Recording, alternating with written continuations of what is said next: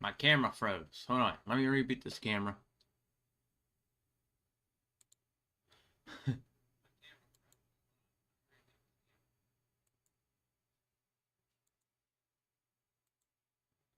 I'll just add gaming later. Yeah, that was kind of.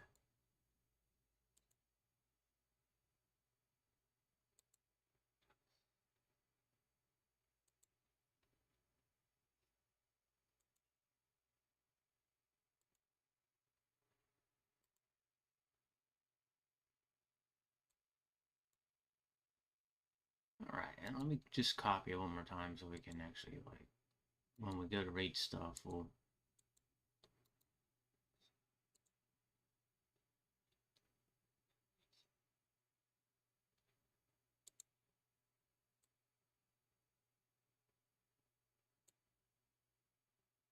Alright, now we're good.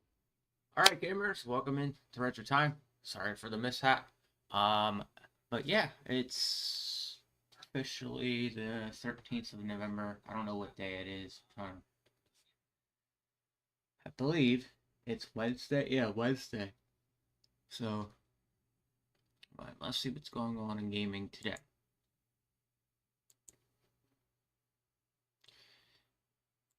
I had a website up. Alright, now, there we go.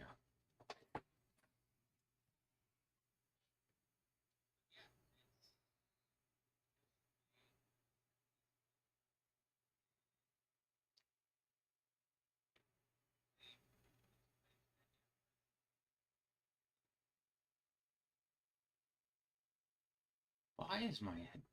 Everything's just not working right here today already. Had everything set up properly and it just already... Alright, there we go. Alright, now, let's get down to business. Alright.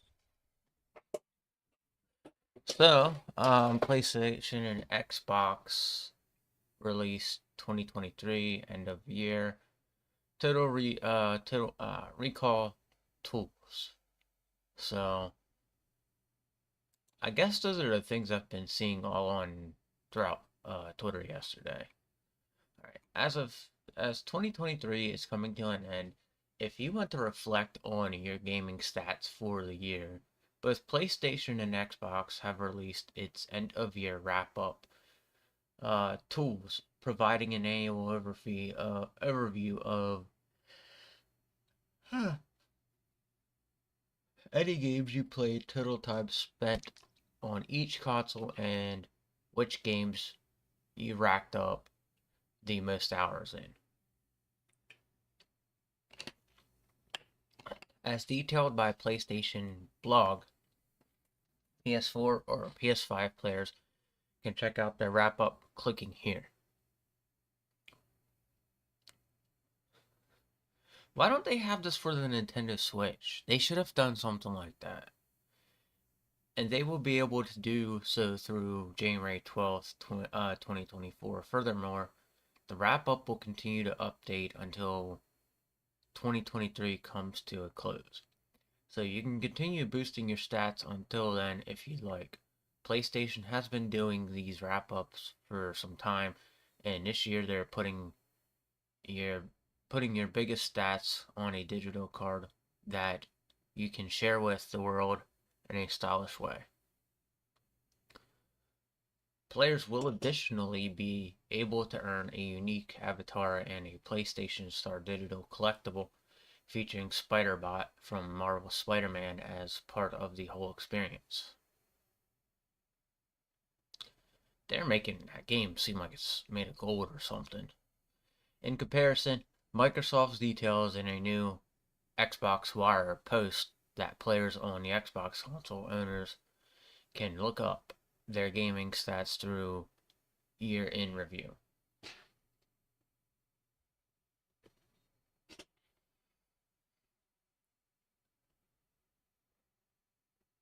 From celebrating the most significant achievements to unraveling your most played game, and even using any of the statistics for bragging rights purpose, much like PlayStation, Xbox has been doing year in review for a few years now as a way for the community to look back at their gaming activity over the year and see any milestone one accomplished during that time.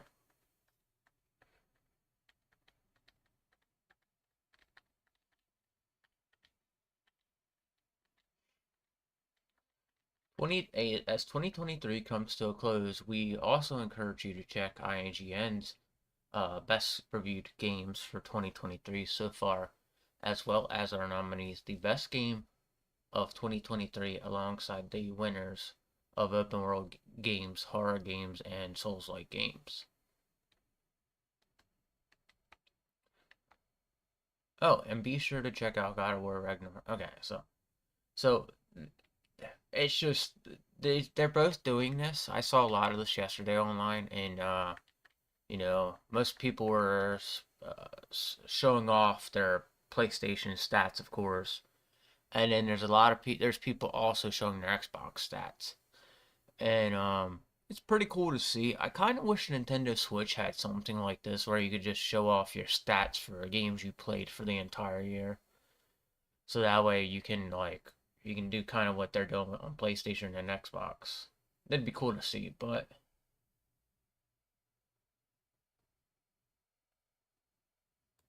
all right.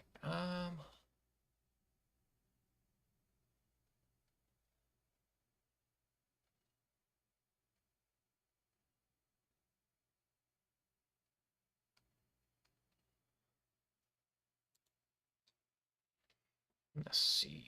Let's see.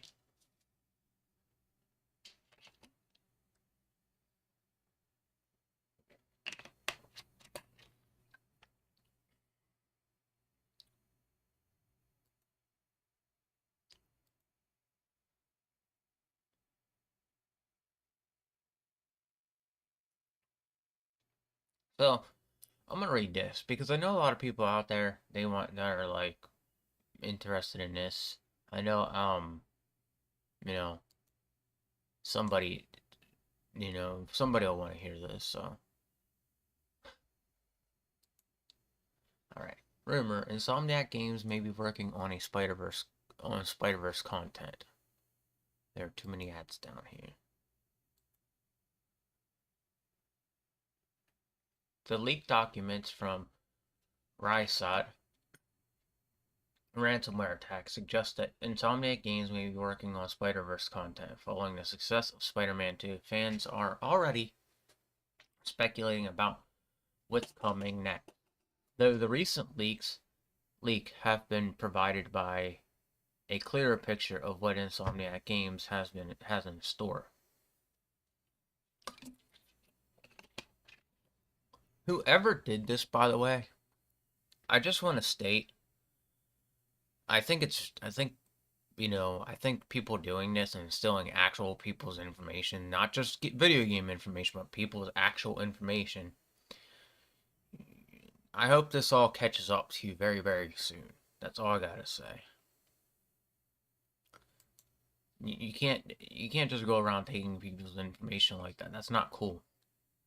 That's why, like, even though I used to do cybersecurity and I used to study it all, and I haven't been on, that website in a while or like even studying it. But like well, people take such an amazing skill and just utilize it for like really, really like not so great things. And I don't know why people would do that. Well, I do know why people would do that because, people are like, oh, like, and the thing that gets me is when people do it, when people learn a skill in a trade like that, they utilize it in a way that's not for good. All right. And then they just kind of like, that's kind of why, like, we're not allowed to do that then, I want, part of my stuff is like, I mainly wanted to see if somebody was doing it to me. That's part of the reason I wanted to do it. I wanted to see what it was like in the mind of those people doing it to other human beings. And then, you know, um, still, like, the people out there doing it, those are people who are really, really, like, they're really bored. Two, they they're very smart, but they're also very dumb in a sense that they did this because when you go and you look at this is something that, because now they're dropping information, the information is going to come from the person that actually has the information. So at this point in time, you can just go on the internet and find out where this information is coming from, track it back to who placed it, and ask, and if it's not them, ask them where they got it from, and then there you go, your guy. Like, that's the thing about this stuff is these people are like, you know, wanting to charge like lots and lots of money to get this information back, which, over the course of time they'll get caught and get in trouble. It's like, you know,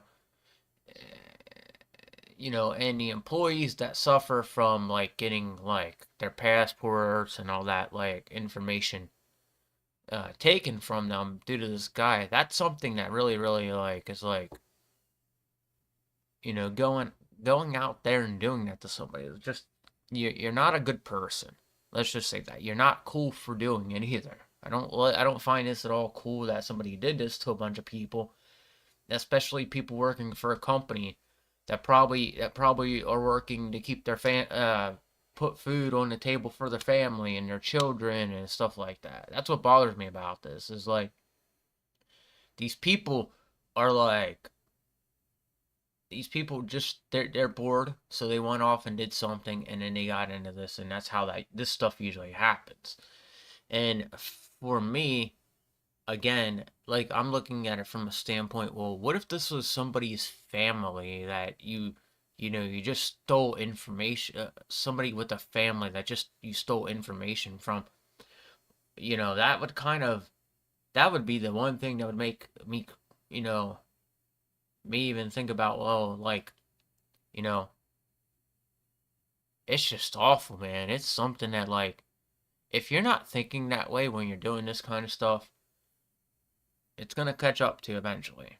There's got to be some sort of guilt here as to what the person did, or like the fact that they think they can get away with like it completely and just see as okay as, like, you know, it just makes me wonder, like, how long how long has this person been doing this, or, is it makes me question a lot of stuff about the person doing it. Unfortunately, well, they'll be found eventually. But right now, the thing that sucks is knowing that a person who may have a family, a whole entire family, and you know their information being sold out there, and it's like, why do you gotta be so shitty, you know?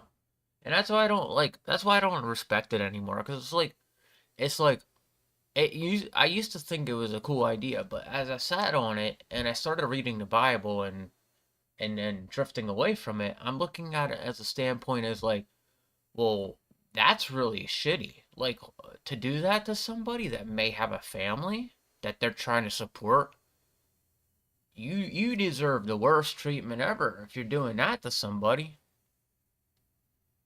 But that's just my take on it. Insomniac Games has become one of Sony's most successful studios. Unsurprisingly, its success has also meant attracting the attention of cyber criminals, and earlier this week, an Insomniac Games was reportedly targeted by cyber attack. Since then, Sony has publicly stated that the company is aware of the reports and that it's investigating the incident. The company also mentioned that it doesn't believe the breach impacted other Sony divisions.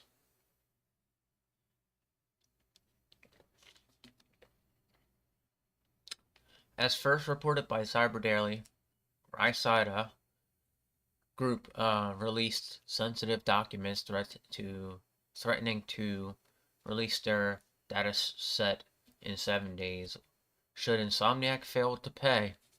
Among these documents include content regarding an upcoming Wolverine game, as well as hints of other projects Insomniac Games may have in development.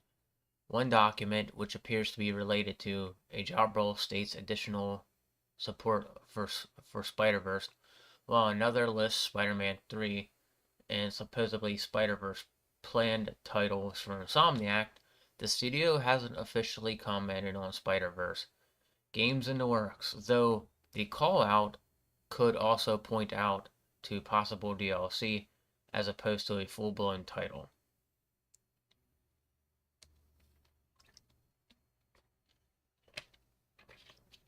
However, some believe that this could take the form of a multiplayer game in Insomniac, as Insomniac is ready to confirm, already confirmed to be working on an unannounced game, along with Marvel Wolverine.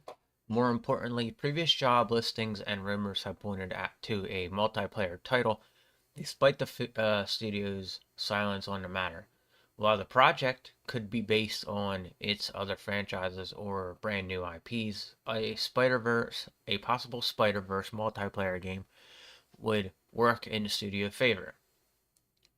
This is particularly true considering the current popularity of Spider-Man Across the Spider-Verse and the expectations surrounding its sequel. A potential Spider-Man multiplayer game would also fall in line with Sony's plans to release more live service titles in the coming years. However, it won't be surprising to see if Sony ends up scaling back its plan, particularly aimed at the current challenge around the live services space with Naughty Dog's own Last of Us multiplayer in a tricky situation. It will be interesting to see how Insomniac investigates the situation regardless to the promise of potential Spider-Verse content from the studio is bound to entice fans all the same. So, yeah, again, ladies and gentlemen, this is not good that people keep doing this. And especially directed at PlayStation. I don't know who would be doing this, but the only thing I can say is like the information that was stolen from the actual workers themselves, that's the real problem here. It's not the fact that they stole stuff from Sony, okay?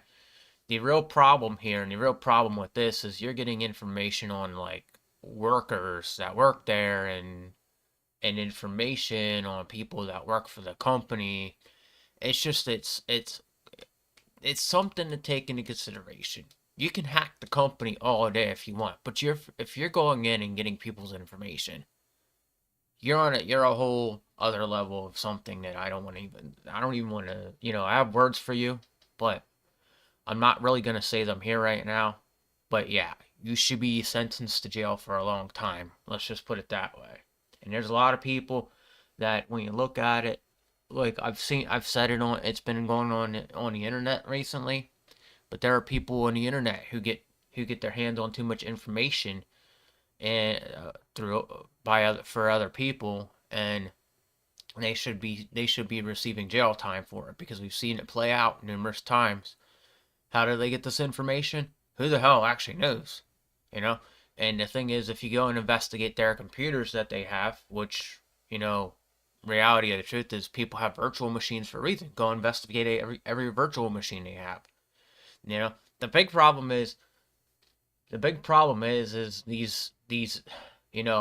I really think that the problem is virtual machines became a thing, and now that virtual machines are a thing, it's become a bit of a problem because people will use that as alternate access to another device within the world, which is really, really scummy.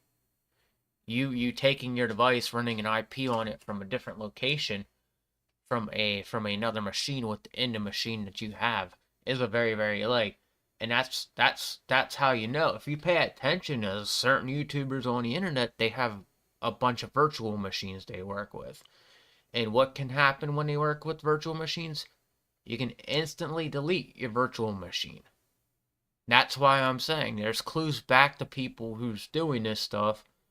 You can look all day. You can look at people and you can find out people are using virtual machines for this. I don't have virtual machines anymore, like on my desktop at all, because I don't do cybersecurity and hacking anymore. But back when I was studying it, that's the thing that I learned is people were using virtual machines to get away with doing this really dirty deed amongst people, and you can only hope that they eventually, the people that do it, they install some, like, the only thing I will say is, like, there's got to be a way to have your machine. So any big company should be doing this. Okay, this is something I suggest for a big company to protect their workers. Okay, the big companies need to find a way to some sort of install some sort of like thing onto their computer to reverse cause a virus for the person attacking them. So they get caught with malware or something like that, and they don't have access to that machine that took the information off of their machine. That's the only way to solve this. If you go and you put a virus onto that machine, onto the company's machines, in reverse, that's safe enough for you to run on your machine, and then have it reverse hit the person attacking the person, stealing the information. The companies would be safe then. The hackers wouldn't be able to actually access anything. And I'm just only saying this because this is something that needs to be. There's got to be a way to take care of this. There's got to be a way to stop this, and that's the only way. So maybe like create a file that says important information on it, and then have it sit there with a virus inside of it, so that way when the hacker opens it, or make a fake file with the name of the game you're working on or people's information, have it say things that like stand out as, hey, this is their information. All right, I got it. And then the hacker goes to open it and he gets hit with this like really, really bad virus. That's what these companies should be doing to protect themselves. If people are gonna breach them, have a thing on your computer that causes them to get a virus also. Do the reverse to them that they're doing to you, because that's the only way this might be able to stop. Unless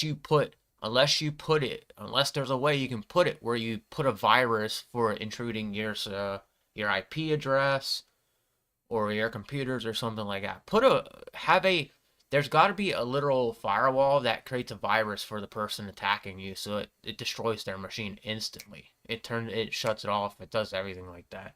There's got to be a way to do that, and I'm sure somebody out there is going to create something like that very, very soon, because you know I don't really know much about it right now, but I'm sure there's a way to do it where you create a firewall that has a virus attached to it, so that way when the firewall is hit, the computer outside is getting poisoned by the people and trying to intrude the whole like IP address.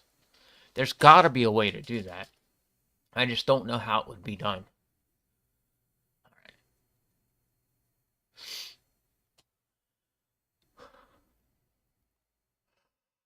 Oh my. I'm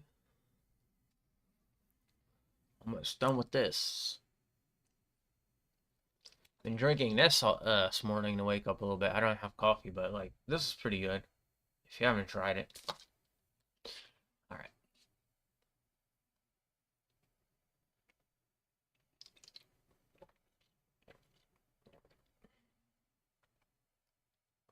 Well, that's not something. Actually, I'm kind of curious.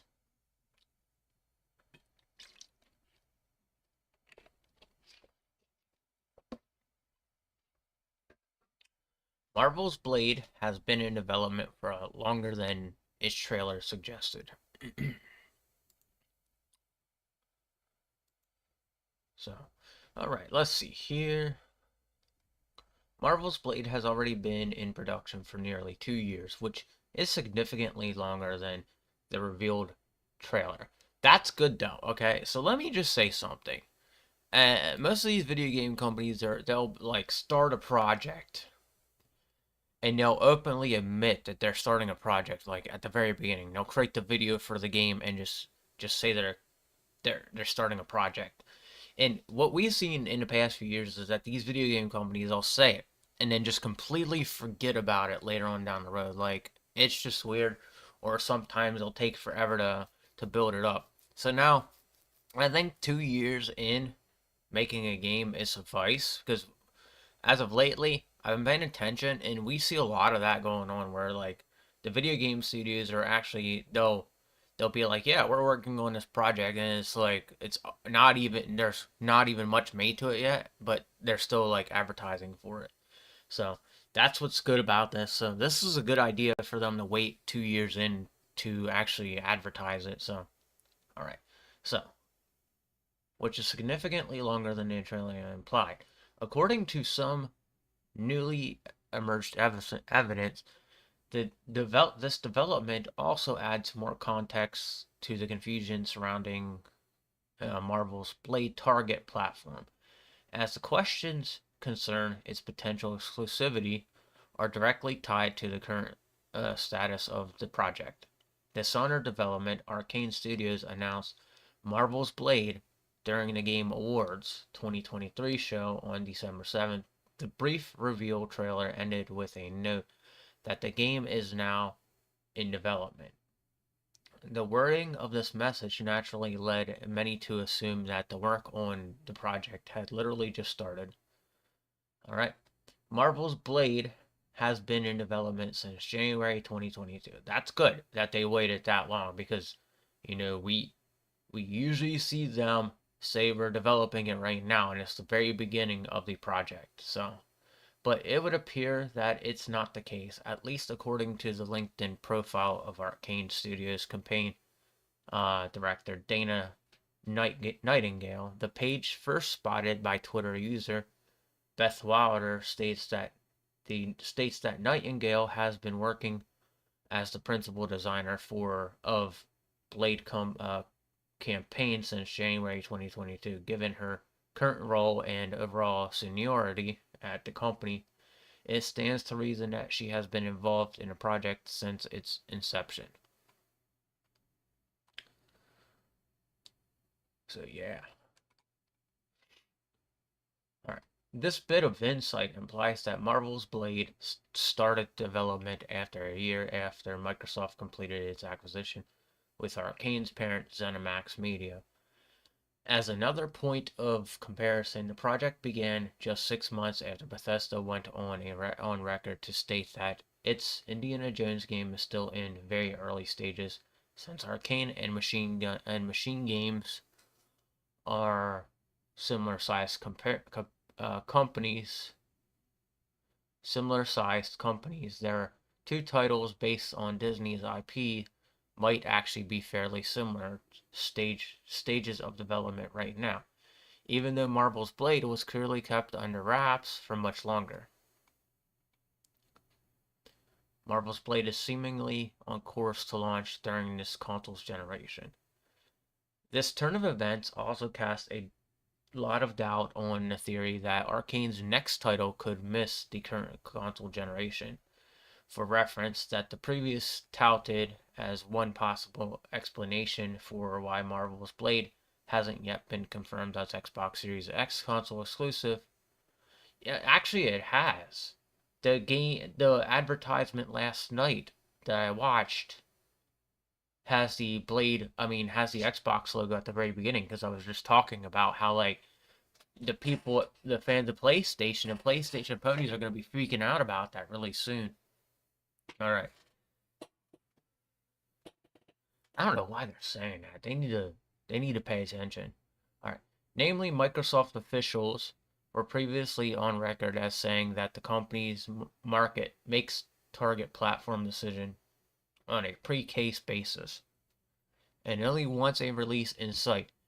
E.g., that's why Microsoft Gaming CEO Phil Spencer refused to discuss TES6 target platforms during a June 2023 court hearing, stating how that title is at least 5 years out. But if Marvel's Blade has already been in production since 2022, the game should definitely be on course to launch during the current console generation, bearing any unforeseen issues. Although AAA development cycles have certainly gotten longer in recent times, Arcane outputs remains fairly consistent, with the studio projects still running for roughly 4 years on average.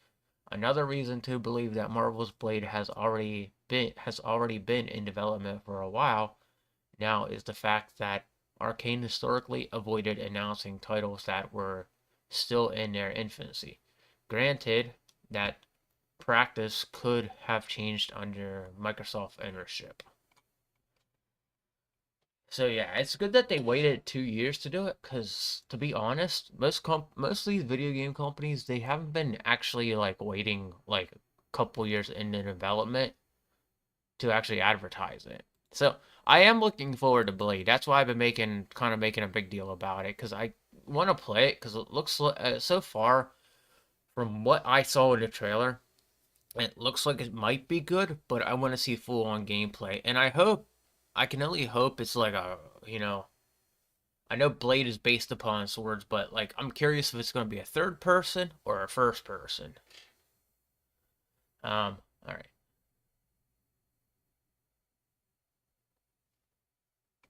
What is all this down here? All right.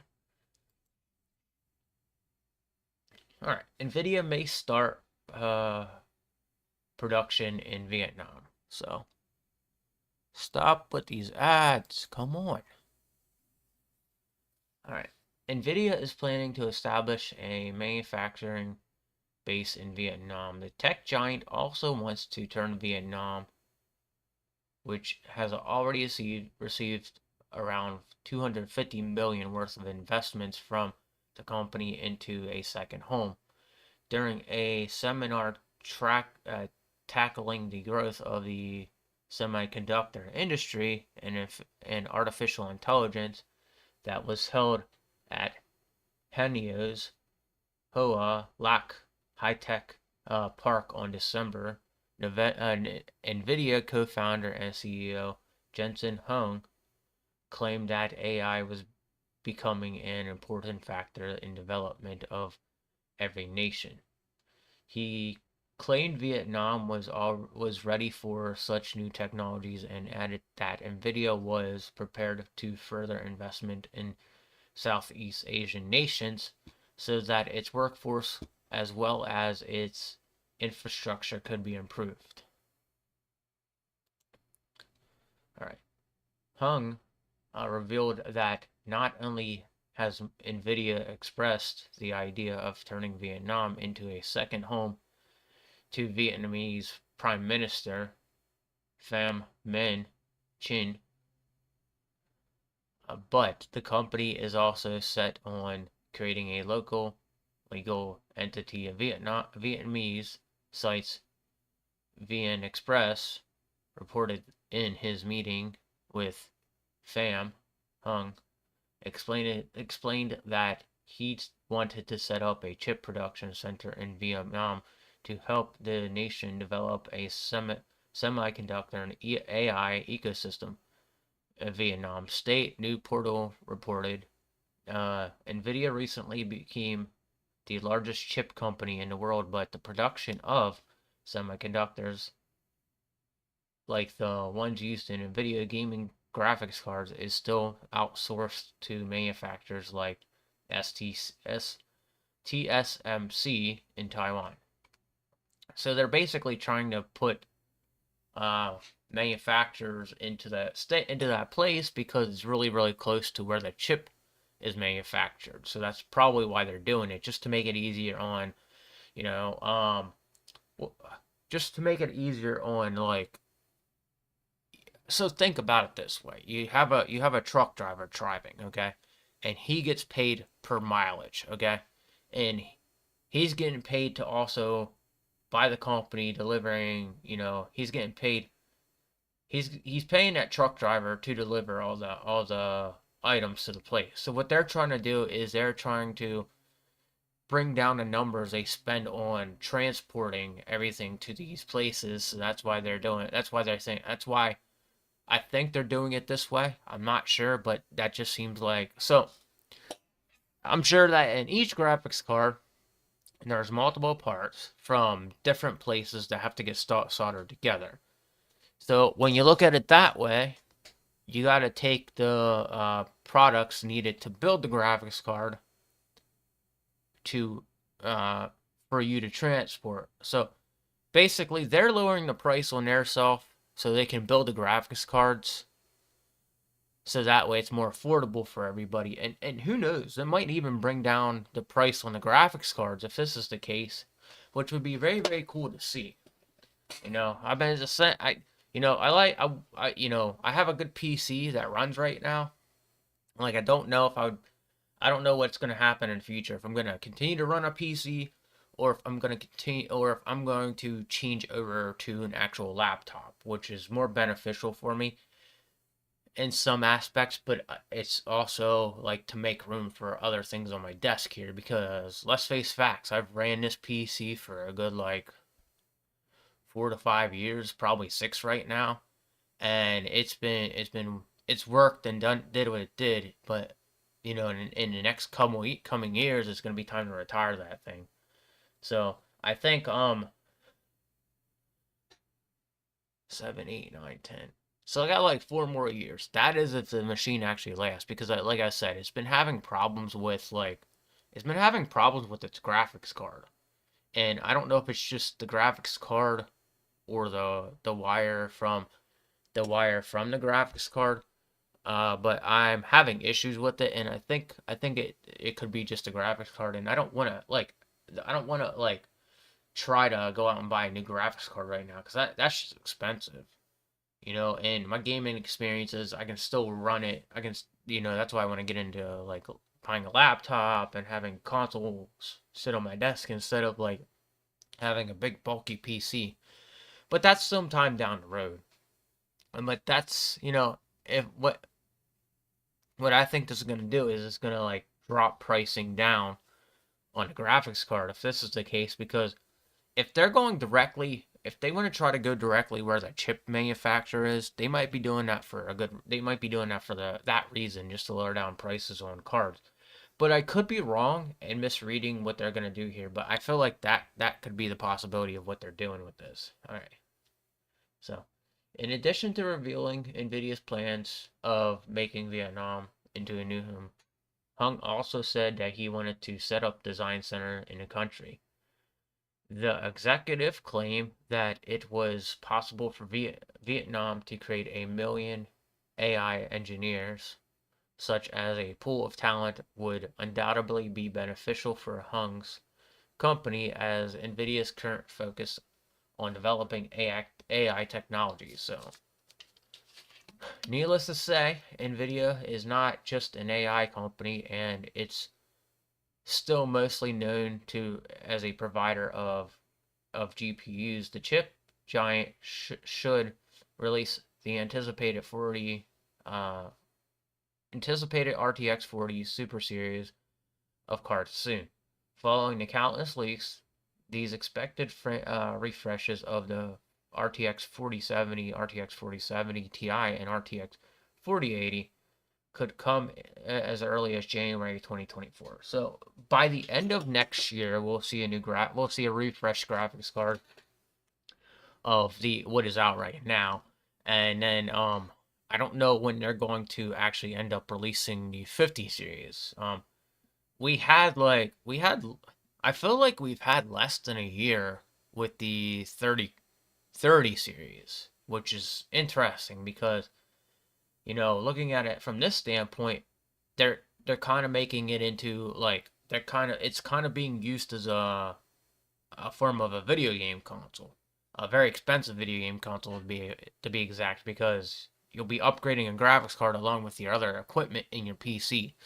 So NVIDIA is also rumored to be working on an ARM-based processor that will power devices running on Microsoft Windows operating system. Should it really go through with this plan, NVIDIA would end up becoming a major challenger for Intel, the second biggest semiconductor company in the world behind TSMC. With all these ambitious initiatives, or I don't know, NVIDIA is taking on, one can only hope that they will lead to better experiences for gamers, the company's original audience.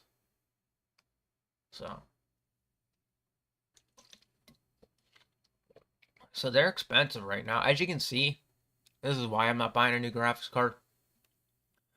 Yeah, you want the best out there, but like, I'd rather go out and buy a new Xbox, a brand new Xbox Series X or Series S, just to get, just to play games at this point, because it gets expensive.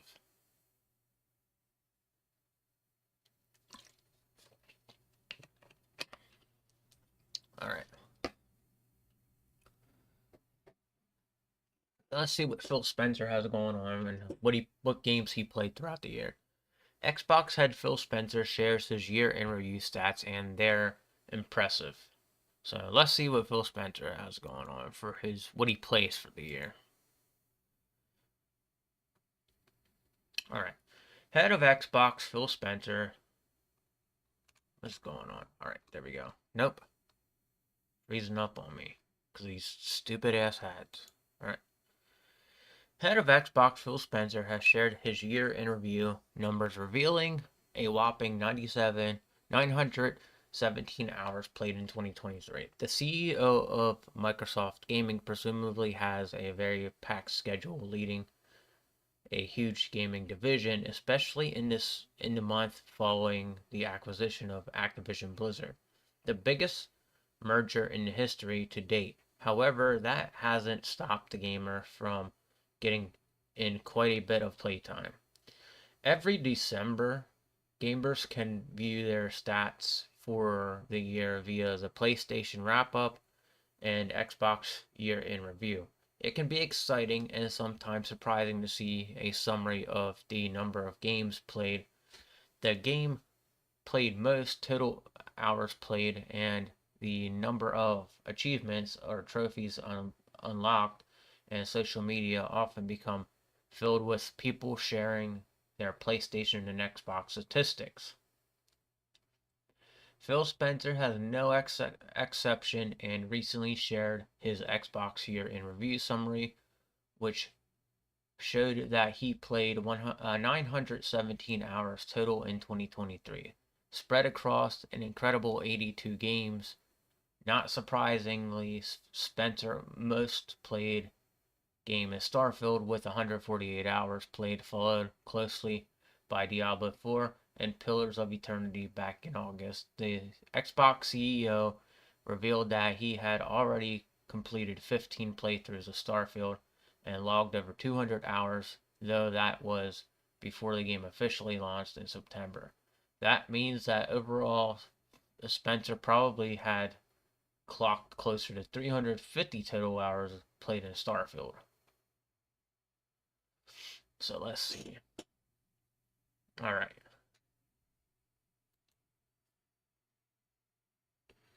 I want to take a closer look at this. I can't read what these are. All right.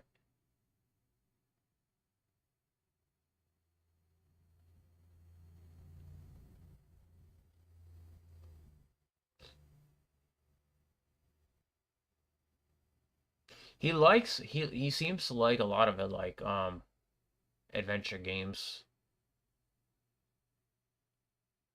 Has some good taste in games because I'm like that. I like a lot of adventure games. I'm not a fan of like sports games too often. And I'm not a fan. I'm a fan of adventure games. So looking at his list, I probably would have had probably the same list. He's also a fan of RPGs as well. I mean, I don't really play RPGs, but adventure games are more up my alley. So, Spencer's official number for Starfield, Diablo 4, and Pillar of Eternity pale in comparison to his statistics from 2022, when the head of Xbox hit 233 hours played in Vampire Survivors. Spencer is known to be an avid gamer, and fellow Xbox enthusiasts occasionally run into him in multiplayer games. Recognizing P3 as the Xbox gamer tag, despite this, CEO has revealed that he only manages to play about 15 hours a week, or 1 or 2 hours per day, which seems like a good number for a busy executive. On social media, he occasionally discusses the games he's currently enjoying, and Spencer recently shared an image of his Diablo 4 druid. After it reached level 100, a feat that requires approximately 150 hours to accomplish. Other games he tweeted about this year are Ramble, The Mountain King, Ravenlock, Plant of Lana, and they're Dredged. Yeah, Dredged. Spencer also Spencer has also been vocal about his appreciation for the Asus ROG Ally, the handheld gaming device that he referred to as an extension of his Xbox console. So Phil Spencer is pretty awesome when it comes down to it. Okay, he's a lot cooler than Jim Ryan, and let me explain why. All right. So back like a couple years ago, I remember he openly admitted he sits down and he plays Nintendo Switch sometime from time to time. He was actually talking about it on the stage, and he has a high appreciation for Nintendo because he knows Nintendo started the whole industry pretty much. Atari, Nintendo, and that's why, like, I appreciate people like Phil Spencer in the video game community because they're not like stuck up to one genre of like game like Jim Ryan was. Now, this new guy that's supposed to take over for Jim Ryan, we'll see how he is, and hopefully we get another example of what Phil Spencer's like, where they'll stick up for their brand, but also they'll be supportive of like playing games on other consoles. And as you can see, I have a lot of appreciation also for Phil Spencer because the man actually does play video games. He actually sits down and plays games himself. Jim Ryan, I never heard anything about Jim Ryan playing a game, to be honest. Like, I think Jim Ryan was just a face. And he ran a company, and that's all he really did. So, I look at it that way. Like, I have more appreciation for Phil Spencer than I did for Jim Ryan, and Jim Ryan's almost gone. So, um, if not, yeah, I think he's already retired. But like, you know, um, the new CEO or like the new head of PlayStation, I hope we see a guy that isn't all stuck up for like one side of video gaming, because that's the problem with Jim Ryan, is he was stuck up towards one side of video gaming, and it became kind of a problem because you could see he was fighting tooth and nail in that Xbox trial, back when it took place. You could see he was doing everything in his power to make sure PlayStation won that trial. When reality of truth is, looking at it from a standpoint, we already kind of knew that Xbox was going to win. He was just trying to fight, fight, fight, and he lost. And Phil Spencer played it cool, and he made everything happen. And he made them win in a good way. So,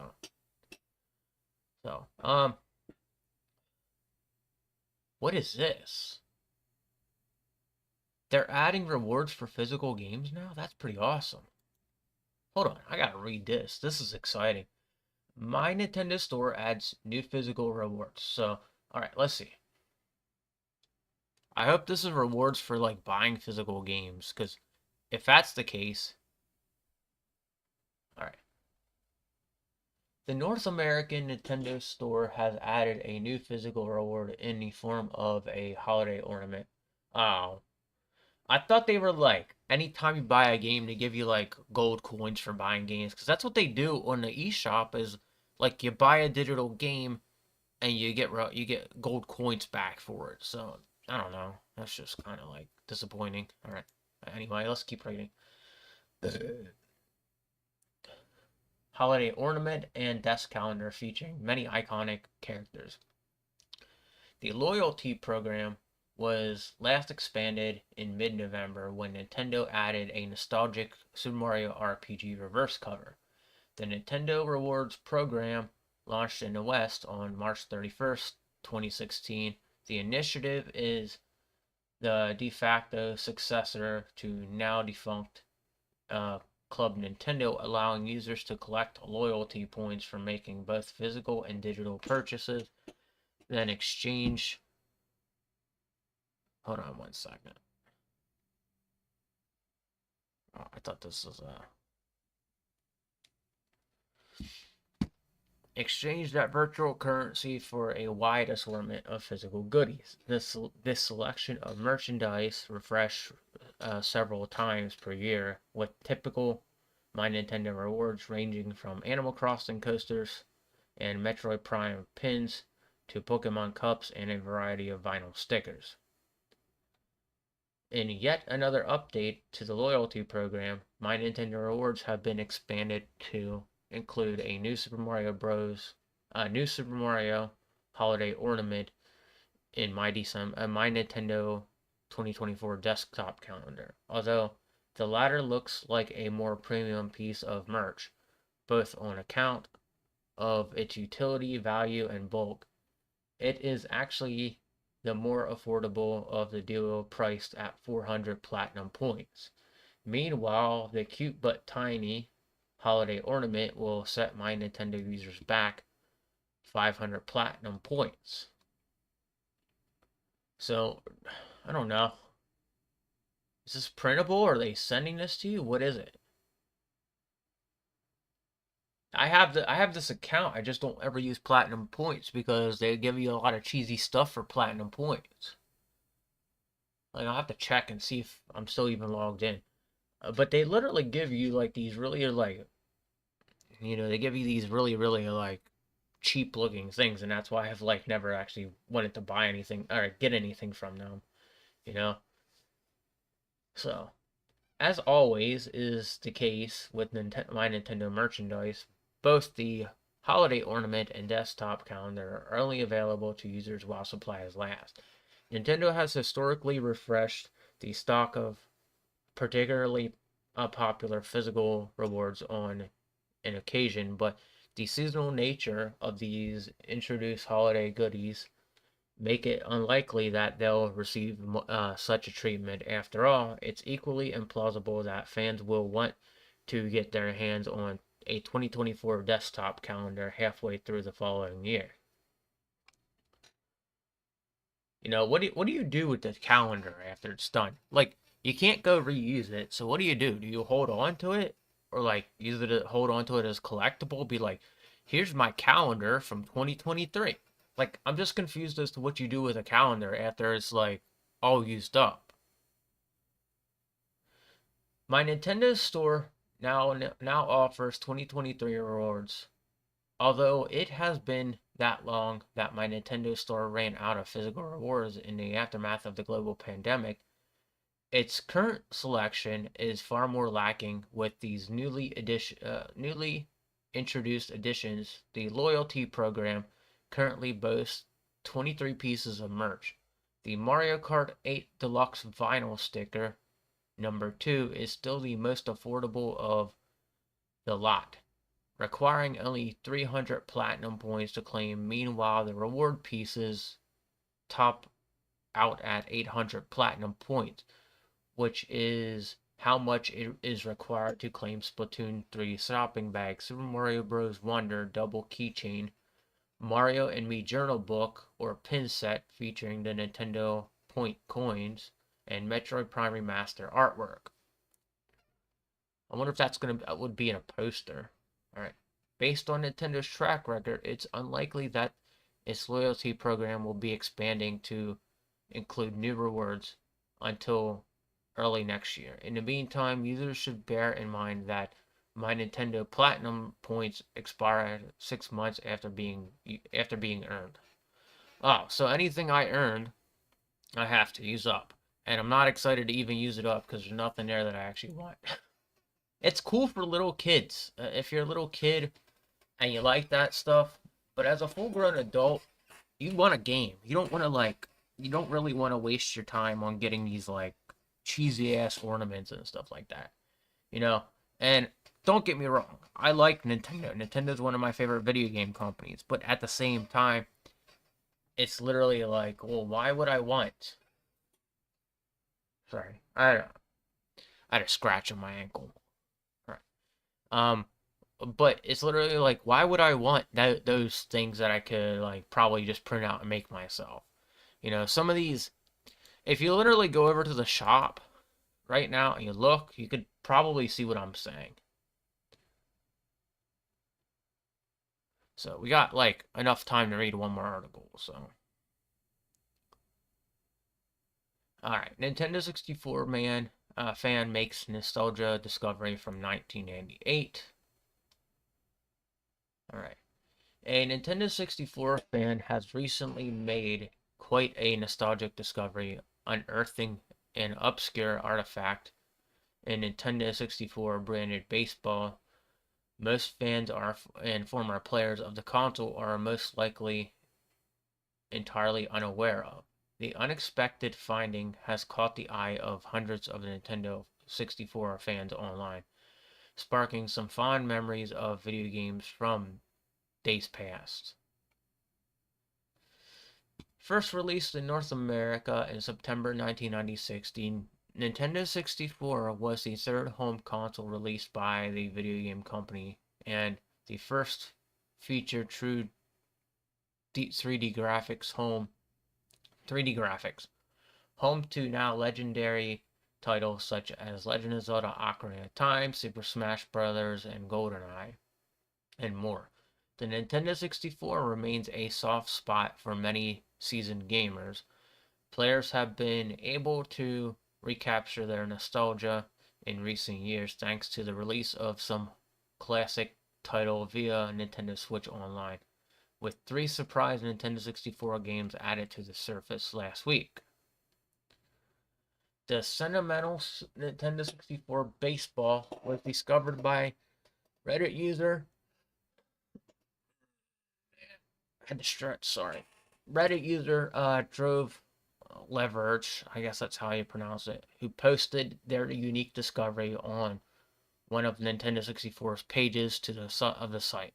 The baseball is rather ordinary in appearance, with white leather with red stitching, save for rather unusual Nintendo logo. The logo features the classic three-dimension N64 fans are familiar with, but with the word sports wrapped around it. The original poster says they received the ball for winning a local home run derby tournament for a Major League Baseball Ken Griffey Jr. I remember that game. That game was pretty fun. A title released the same year in 1998. I remember that. Although not entirely confirmed, further research appears that it indicates Nintendo 64 Sports and its unique logo was a marketing campaign promoting the console's latest and greatest in sports titles, including Major League Baseball featuring Ken Griffey Jr.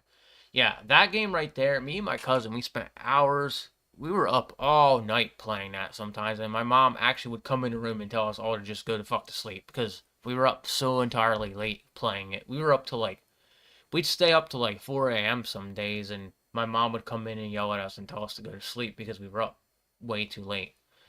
In other professional leagues, while the title may have faded into obscurity, losing out to its competitor All-Star Baseball 1999 for being one of the best baseball games that aren't MLB The Show. Its developer, Angel Studio, recently hasn't gone on to become a Rockstar San Diego. While the rare baseball is certainly a nostalgic find, it isn't the only major one as of late. A classic Call of Duty fan recently made a surprise discovery in a vape shop of all places. The fan posted a picture of still sealed copy of Call of Duty. Finest hour for the PS2, the now iconic franchise's very first game to release on home console, while a vastly different find than Nintendo 64 baseball, the vintage item are illustrative of importance gamers place on the physical merchandise they managed to come across. The hell was that thing? You saw that? What is that thing? That's kind of weird. Oh, that's not what I'm looking at. Yeah. So you can't go back. But it looked weird. I don't want to say what I thought it was, but it looked weird. Well, Nintendo isn't exactly known for professional sports sims. These days its various sports Mario sports titles continually prove immensely popular in what could potentially end in 15-year drought. There are rumors of a new Mario baseball game in the works, which could usher in a new series of home run derbies and winnable balls, but only time will tell. Yeah, so all right. So I want to just say something, okay? Before I head out, because it is 12 p.m. All right, it's 12 p.m. here in Florida, of course. Um, so I don't know why they didn't do it, but like I remember, like 2 years ago, Nintendo brought to the Switch this like Nintendo Switch sports game, which was which was fine. Okay, it was fine, and I thought it was a cool idea. But my problem is they didn't make it exactly like the Wii Sports game that was out. They made it into like they didn't even put boxing in the damn thing, and that's the whole reason I would have bought that was for the boxing of it. But they didn't even put that. They tried to remake the game from the Wii, and they couldn't do it, and so they made it in a manner that was like completely different to what it should have been. You know, they still had the home run derby in there, I think, but they didn't have boxing in there. And there was another one later on the Wii that had like sword fighting, which would have been really cool to have.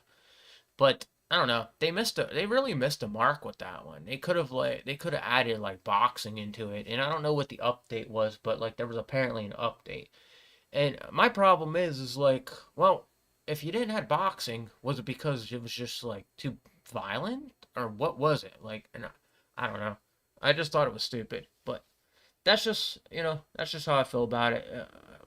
I had to bring that up because it was like based on the idea of sport, so that's why I brought it up. But um, I think that does it for me. Yeah, I'll be back later with the video. And I'll be on my other channel at some point today, uploading shorts. In fact, I'm gonna upload a Bible short here in the near future, so look forward to that. And I'll be seeing you guys at some point later on in the evening for another stream, and I'll be seeing you tomorrow again for the gaming news. So take it easy, and I'll be seeing you.